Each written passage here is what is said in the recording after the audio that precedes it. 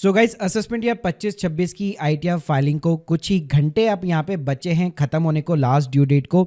अभी तक अगर आपने आईटीआर फाइल नहीं किए तो इस वीडियो के थ्रू बताने वाला हूँ आईटीआर चाहे 1 फॉर्म हो, 2 हो, 3 हो, 4 हो, कैसे आपको यहाँ पे सारे फॉर्म्स यहाँ पे बेसिकली फाइल करने, मतलब कौन सा फॉर्म आपको सेलेक्ट करना चाहिए, लास्ट डेट क्या रहेगी, क्या 15 सितंबर के बाद में भी क्या आप कर सकते हो नहीं कर सकते, और किनको आईटीआर फाइल करना भाई कंपलसरी है, कितनी पेनल्टी पे करनी पड़ेगी और किन सिचुएशन के अंदर आप अपने टीडीएस का रिफंड क्लेम कर सकते हो, सारी जानकारी दूंगा ए से लेकर जेड तक। तो प्लीज पूरा वीडियो यहाँ पे जरूर देखिएगा। और स्टार्ट करने से पहले बताना चाहूंगा, अगर प्रोफेशनल एक्सपर्ट के थ्रू आईटीआर फाइल कराना चाहते हैं बहुत ही अफोर्डेबल कॉस्ट के ऊपर, link in the description box and you can check out our 1600+ reviews. पहले बात कर लेते हैं कि किसको आईटीआर फाइल करनी कंपलसरी है। एक बेसिक सी लिमिट बता देता हूं। Basic emission limit new tax में 3 लाख रुपए की है, यानी अगर आप सालाना 3 लाख रुपए से ज्यादा कमाते हैं बेसिकली तो आईटीआर फाइल करना कंपलसरी है, भले ही आपके ऊपर इनकम टैक्स क्यों ना लगता हो।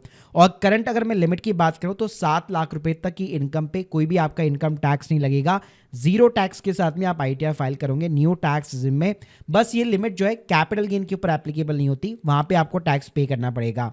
तीसरी कंडीशन, अगर आपको अपने टीडीएस का रिफंड क्लेम करना है, टैक्स का रिफंड क्लेम करना है तो आपको आईटीआर फाइल करनी पड़ेगी। और फ्यूचर के अंदर कोई भी आईटी नोटिस से अगर आप बचना चाहते हो तो टाइम के ऊपर आईटीआर जरूर फाइल कीजिए। अब सबसे बड़ा कंफ्यूजन होता है कि इनकम टैक्स रिटर्न के अंदर कौन सा फॉर्म मैं सेलेक्ट करूं। मेजरली 4 फॉर्म्स होते हैं, आईटीआर 1, 2 एंड 3 एंड 4। तो इसमें भी आपके लिए मैं आपको एकदम सिंपली डिफाइन कर देता हूं। अगर सिर्फ सैलरी की इनकम है, बैंक का इंटरेस्ट है, डिविडेंड है, रेंटल इनकम है तो आईटीआर 1 फॉर्म हमेशा आपको फाइल करना है। और इसमें भी एक सिंपल तरीका बता देता हूं कि कैसे चेक करना है कि कौन सा फॉर्म मेरे पे एप्लीकेबल होगा। सिंपली जाकर आप अपना एआईएस चेक कर लो। तो एआईएस के अंदर ना एक आइडिया आपको लग जाता है कि मेरे पैन कार्ड के अगेंस्ट में ना कौन कौन सी इनकम आ रही है, जिसके बेस पे आप जो है जज कर सकते हो। जैसे अगर सैलरी, डिविडेंड, बैंक का इंटरेस्ट ये इनकम है तो आईटीआर 1 आपके लिए इनफ है। लेकिन यहाँ पे आपको दिख रहा है sale of securities and units of mutual fund, तो हो सकता है आपने यहाँ पे स्टॉक्स बेचे हो, म्यूचुअल फंड बेचे हो, आप अपने ब्रोकर की रिपोर्ट डाउनलोड कीजिए।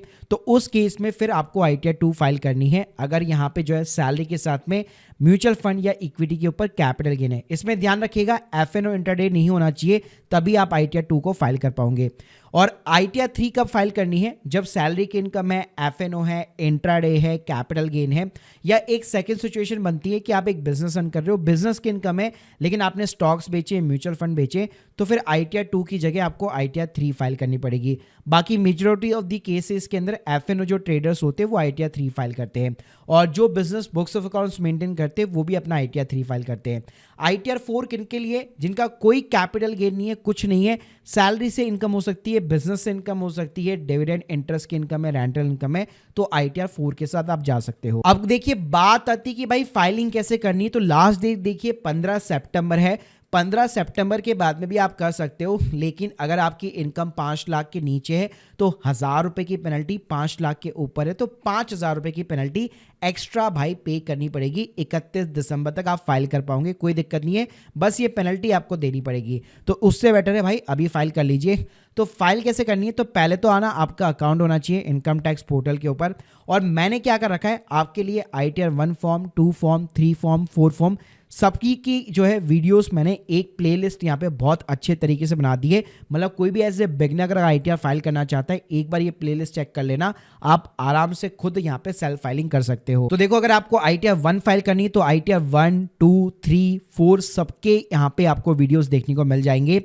अब सवाल यहाँ पे ये एक और आता है लोगों का कि अगर मैं यहाँ पे मान लीजिए आईटीआर वगैरह फाइल बेसिकली कर देता हूँ और गलत हो जाती है मेरे से, तो उस केस के अंदर क्या होगा? तो कोई दिक्कत की बात नहीं है, आप 15 सितंबर के पहले चाहे गलती सही आप आईटीआर फाइल कर दीजिए, पेनल्टी आपकी बच जाएगी।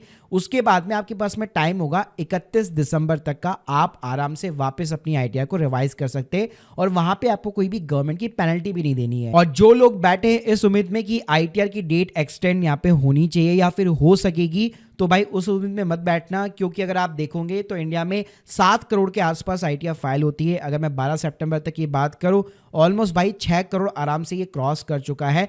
तो यहाँ पे गवर्नमेंट अपना जो टारगेट बना के चलती है वो ऑलमोस्ट यहाँ पे अचीव होने वाला है। तो ड्यू डेट का एक्सटेंड का मतलब बिल्कुल भी मतलब एक तरह से आप उम्मीद कर सकते हो, लेकिन भाई इसकी कोई गारंटी नहीं है और प्रोबेबिलिटी भी एकदम मतलब बिल्कुल नील के बराबर है। तो guys hope you like this video, please subscribe our channel. अगर आप लोग की कोई भी डाउट है कमेंट बॉक्स के अंदर जरूर बताइए। चाहिए, और प्लस अगर आप सीखना भी चाहते हैं, हमसे सर्विस लेना चाहते हैं, link in the description box. Thank you guys, thank you very much.